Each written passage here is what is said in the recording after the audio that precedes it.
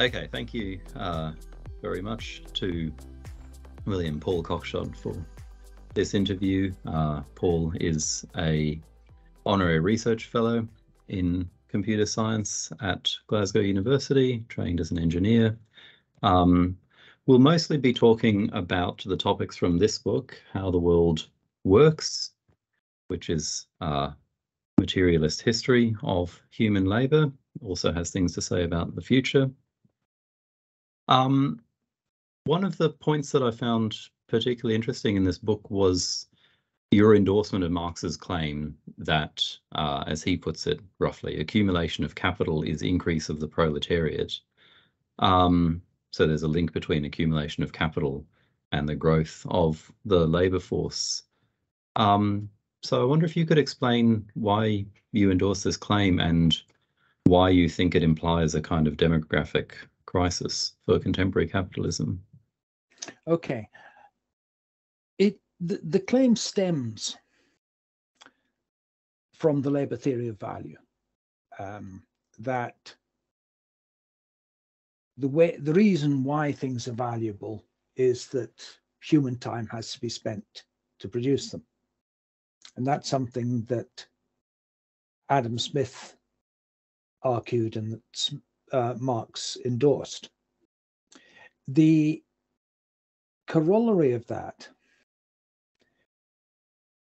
is that once you take into account or discount fluctuations in the value of money, the flow of value generated in an economy is determined by the number of people in the economy.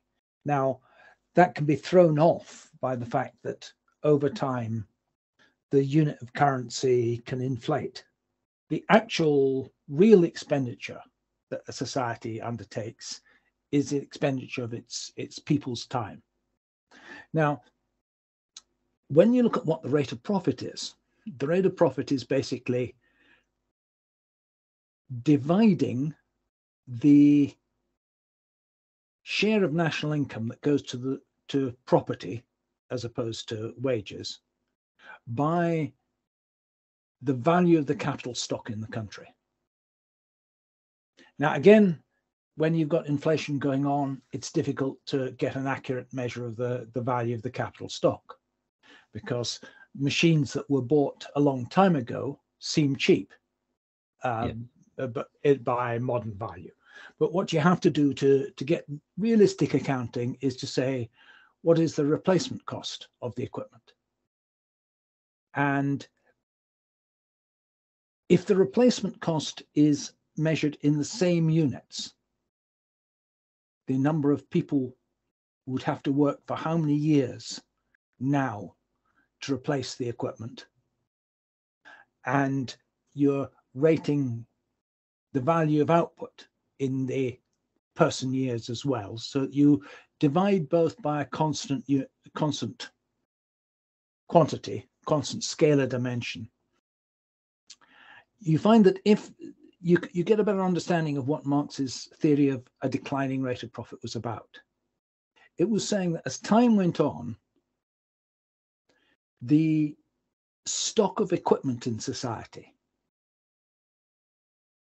required more and more years to build it. It was an accumulated wealth of decades of labor. And if you express the rate of profit in terms of 20 years labor to build all the equipment we've got now, and there's a year's national output this year, and maybe 40% of that national output ends up as property income, you get 40% over 20, which comes to quite a small number. So the issue is, if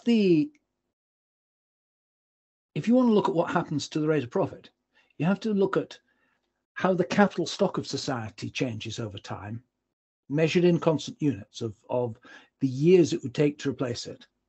Right. In terms of current years, labour. Yeah. In years at current labour productivity. You look at the rate of growth of the workforce. Now, if the rate of growth of the workforce keeps track of the rate of growth of the capital stock, then the rate of profit won't change. But if the capital stock grows faster than the workforce, then the rate of profit tends to fall. As capitalism has developed, in particular with the development of forms of artificial birth control, you got step falls in the family sizes. Almost all developed capitalist countries would have negative population growth if they couldn't obtain immigration. Now, if you've got a negative population growth, there is no positive rate of profit that is stable. Let us assume that half of all profits are reinvested in industry and the other half are spent on luxuries. Mm-hmm. Okay, that means from that you can drive a constant flow of increase of the capital stock of a country per year. Now, if the population is fixed, say 50% of income goes on capital to capital, and half of that is reinvested, that would mean a quarter of a year's annual produce went to adding to the capital stock of the country. Okay, and that would mean the capital stock would grow at an amount equal to a quarter of a year's annual produce. If the population wasn't increasing, you get an exponential decline of the profit rate towards zero. But if the workforce is actually falling, Mm-hmm. you get an exponential decline towards a negative level. Right. That is the end point that all capitalist countries are approaching. All the capitalist countries which have got stagnant population growth. Now, that's only the developed countries. If you look at a country like South Africa or Egypt or Turkey, these countries have still got relatively rapid population growth. Mm-hmm. And under those circumstances, the rate of profit can actually be climbing because the population growth exceeds the rate at which the capital stock is being built up in those countries. And when that happens, the bargaining position of workers in the labor market is poor as well. And the share of national income going in wages tends to fall. Right. What happens when the labor force is growing very slowly relative to the capital stock is that the bargaining position of labor relative to capital shifts. And we're already seeing this in Britain Mm-hmm. since we left the EU. Mm-hmm. It's now possible to have big waves of strikes of a scale which was not possible since the same conditions existed, which was largely in the 1950s and 60s, when you had rapid capital stock growth, relatively slow labor force growth. Yeah, so this gets onto another point I wanted to ask you about. I mean, this is one of Engels' criticisms of the political economy of his day. It's a criticism that's still made of neoclassical economics today, that technological progress is just taken as this exogenous variable. Engels describes it as the scientific inventions just kind of fall down from the sky and then the economic forces respond to them. But of course, what we need to understand is a much more integrated story where technological change is a function of various economic factors, including the wage level. So I wondered if you could say. Well, it's not just the wage level. You also require a state that, because of the commercial position of the state and its competition with other trading nations, is willing to invest in scientific research. You had that in Hellenistic times, when you had Ptolemaic Egypt and Syracuse, for example, were both willing to invest in scientific research and set up research institutions. So you had the library at Alexandria and the research institutions associated with that. And in Syracuse, they were supporting Archimedes' research into hydrostatics. Now, why were they doing this?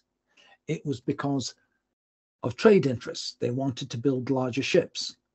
And you again had that between Britain and France being willing to finance research in the 18th century, 17th and 18th century. Right, yeah. That meant you had a set of preconditions which, when they wanted to build machinery, they had an increased set of tools to draw on. Now, some of the tools that they were drawing on when they were building self-acting mules, for example, for spinning cotton in Britain, dated right back to Ptolemaic Egypt. The basic principle of sequencing the operations via a peg wheel, a wheel with pegs in it which sequence things. Mm-hmm. That's described by Hero of Alexandria. And that type of sequencing mechanism is reinvented and applied to production in the 18th century. Right. It was just for toys in the Alexandrian period because they didn't have the artificial sources of power which make it practical. So your view, I think, is contrary to what we typically hear in the media for the most part, which is, the technological change is just constantly accelerating. Labor productivity will grow in all these unpredictable ways. And your view seems to be that both have slowed down considerably over the last 50 years. And maybe more interestingly, in the transition to a post-fossil fuel industrial base, will probably slow down even more. It'll slow down in important areas, certainly. Mm-hmm. There are some areas where it's going to improve, where the areas of production which are purely information production. There's been a class of independent producers of the intellectual professions who've remained untouched relatively by the process which ruined handloom weavers in the 19th century. Now, with things like ChatGPT and stable diffusion, crafts which have remained as independent crafts are now being subject to the dictates of machinery. And the social position of those who follow these independent crafts becomes threatened. Right. But that doesn't mean that productivity as a whole is going to rise, because there's the set of basic industries on which the economy depends changes relatively slowly. We're still using an energy production technology which was mature in the middle of the 20th century. And this dependence on it is brought starkly forward as soon as you get a shortage of oil. As soon as there's any restriction on the supply of hydrocarbon fuels, the cost of living goes up. And if you consider what's going to happen if you phase that out entirely, the rapid increase in the cost of living we've had over the last year is a small fraction of that. That's basically because it takes a hell of a lot more work to re-equip an economy with non-fossil fuel equipment. We're living on capital stock that was put in from the electricity networks that were put in from the 1930s to the 1960s, really. And that's the infrastructure we're living on. Now, that's inadequate to deliver enough electricity if you're going to power all the cars by electricity. Yeah. Because we have a second infrastructure, which is an infrastructure of petrol stations, an infrastructure of highways, an infrastructure of oil refineries. All those represent millions and millions of person years of effort to build. And they have to be replaced. They have to be replaced by something which isn't using fossil fuels. And that's not going to be cheap. And what it actually means is a lot more people are going to have to be working in construction. A lot more people are going to have to be working in manufacturing to build this infrastructure.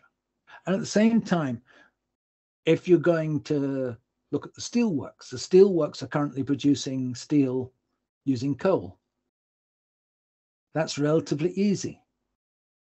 If you shift to direct hydrogen reduction of steel, you have to replace all your blast furnaces. You have to construct big hydrolysis plants to generate the hydrogen. You have to use a lot more electricity to heat the steel.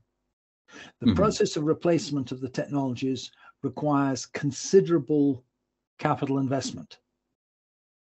That requires a larger share of national income going to capital investment in order to do it, which puts pressure on being able to have a higher living standard, because if effective productivity goes down, because you're having to put more of the nation's labor force into building capital equipment and less into producing goods for consumption. Right. So in a way, this brings me to the other thing I wanted to ask you about, which is, I mean, to what extent are these kinds of phenomena just features of our industrial system hitting its natural limits, its kind of internal limits? It's possible that they are. The question is there a different? We have when you were saying what is the capitalist mode of production, the capitalist mode of production has been fossil capitalism. Right. Okay. It has been a mode of production based on fossil fuels. Now, it's capable of adapting to being one based on electricity and electricity generated from other sources. The question then is, can the development of new forms of energy occur fast enough to provide adequate energy supplies for a whole world that is shifting to industrial production? It probably can be done, but it's going to be done at huge expense, is what I think. Yeah, huge expense, but also there's questions about the social organization that would be required. Supposing we were able to shift to a planned socialist economy of the kind you've advocated for a long time, how much better could we make the situation in terms of? Compare the rate of capital accumulation or accumulation in capital equipment, which has been possible in planned economies, to what Britain has achieved over the last 40 years. Okay, the Chinese economy, which although has a large market sector, is largely a state-owned capitalist economy, has been achieving over 40% of GDP being channeled into production of new equipment and new infrastructure. The highest Britain has achieved in my lifetime is in the low 20s. And that was under the Wilson government, who had an objective of reaching 25%. He never reached it. Right.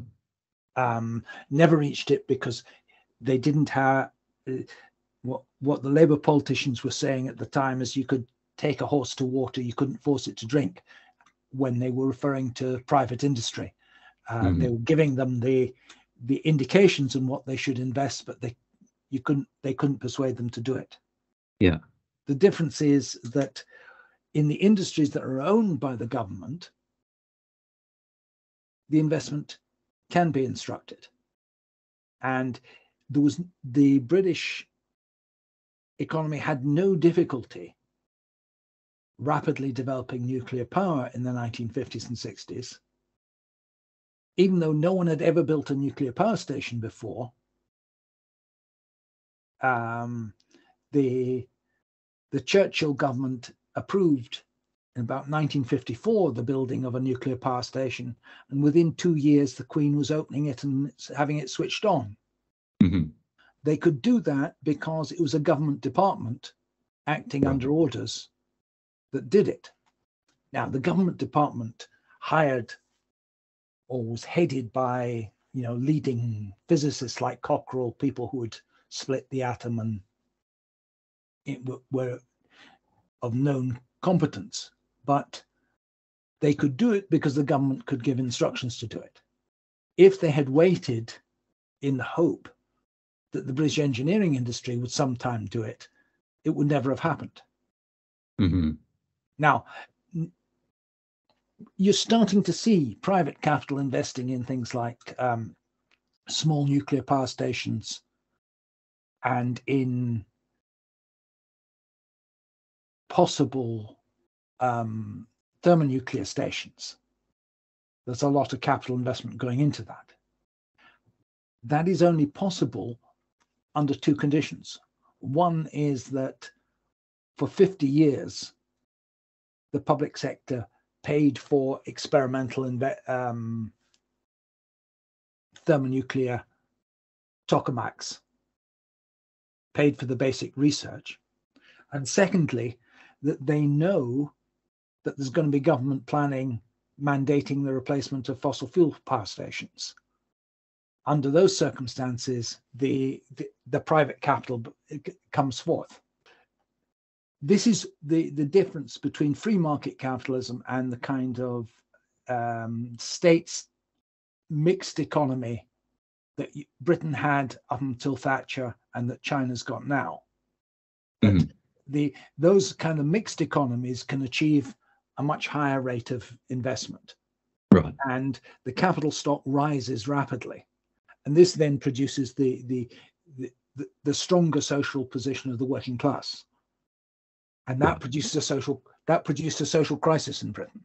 Now, historically, that social crisis was resolved by Thatcherism, but it wasn't inevitable that would be the case. It could have been resolved by a different program that Tony Benn and part of the Labour Party were wanting.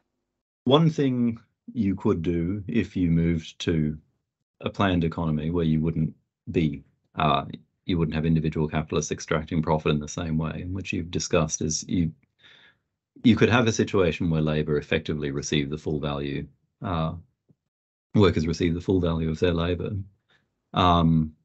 You then pay for investment out of taxation.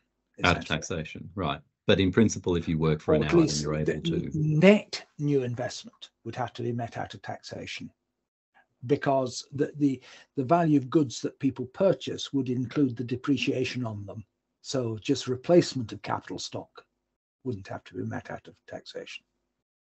Right, because the depreciation would count as part of the labour embodied in what they were buying. Right.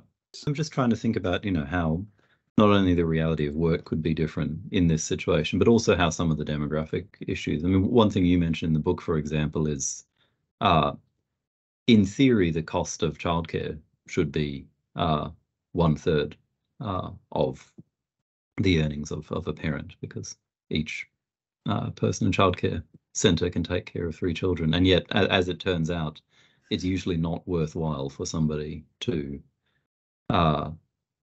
It's for someone on average earnings, a woman on average earnings, it's scarcely worth it at the cost of current childcare. You have to be earning above average earnings, above median earnings. Sorry, I should say someone on a median female income. It's barely worth paying the childcare costs. Right. Yeah. And that's because they're only receiving maybe 50% of the labor that they perform, and therefore the 3-to-1 ratio in the nursery doesn't count for much. Right. Yeah, it's cancelled out by the fact that they're not receiving the full value of their labour. So I mean, so that could be different under your proposed system. In which case, presumably there'd be some demographic shifts. I mean, people. I mean, it's a major problem that any modern society faces, is how it can prevent demographic decline. I mean, that was not a problem societies faced for the same reason in the past. If a society was faced with demographic decline in the past, it was due to starvation and disease. Now it has to be in terms of making it easier and cheaper for people to raise children, because they have the choice, which they didn't have in the past. Until about, 70 years ago, once people were 14, they were out to work. Yeah. The expense of supporting children for longer has risen. In an agricultural society, children are helping on the farm at a much earlier age than that. So the real cost of raising children to support a capitalist economy is much higher, because capital demands people who are highly trained. And that means the parents have got to support them during a much longer education process. Yeah. So what then would be the most positive vision that you could imagine for a future economy? Well, you would have to go to a system where education and further education are paid for by the state and free and paid for out of general taxation. There would have to be needs-based benefits which were realistically enough to compensate for the cost of raising children. Now, this does mean that general taxation has to be enough to meet that. And therefore, this will be a big cultural issue of how much general taxation people are willing to endure to do that. But I mean, so supposing you could find the right level, then you could find the right level of taxation in order to sustain a stable population. You would be able to presumably direct capital investment to do whatever we needed to do to shift to be able to provide energy for that population. And we would then, remain in a steady state in that? Well, you would expect some continuing technological improvements in areas which will improve productivity. It's difficult to predict them in the future, what they're going to be. They're not going to stop. But what is going to stop is the increasing physical resource consumption, because that is bound to be a constraint. And if you are having to recycle more materials, again, that is more expensive than just digging them up. The old idea of socialism being based on limitless abundance isn't practical with a world industrial population of 9 billion. Yeah. I mean, what appeared plausible to people writing in the 19th century, when a European population, as a total European population, might have been 150 million. It doesn't scale to the current world population. Yeah, there's got to be resource recycling and constraints. How do you envisage the future of work? under either, you know, an optimal scenario or. I don't think it's going to go away. Okay. Mm-hmm. I don't think you can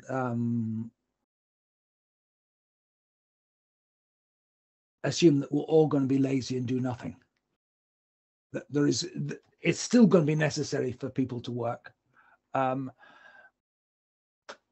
You would expect the increasing areas to be replaced by machinery, but that just means that there is always a residuum of activities which machinery can't currently be applied to, and more people will be employed in whatever is the then residual sector. Mm-hmm. But I mean, I don't want to speculate on what technologies are going to be available in 50 years' time. Yeah. I think an awful lot of them will be much the same, but what new ones will be available? No. But I mean, should the aim be to reduce labour to the minimum necessary? Well, you certainly want to reduce overwork, but I'm not sure that reducing it to an absolute minimum is sensible, because it gives people a sense of purpose. Mm-hmm. Mm-hmm. And I'm not convinced how feasible it is to deal with a lot of social activities like looking after children, educating children by machines. Okay, great. I think that's enough for us. So thank you very much for that.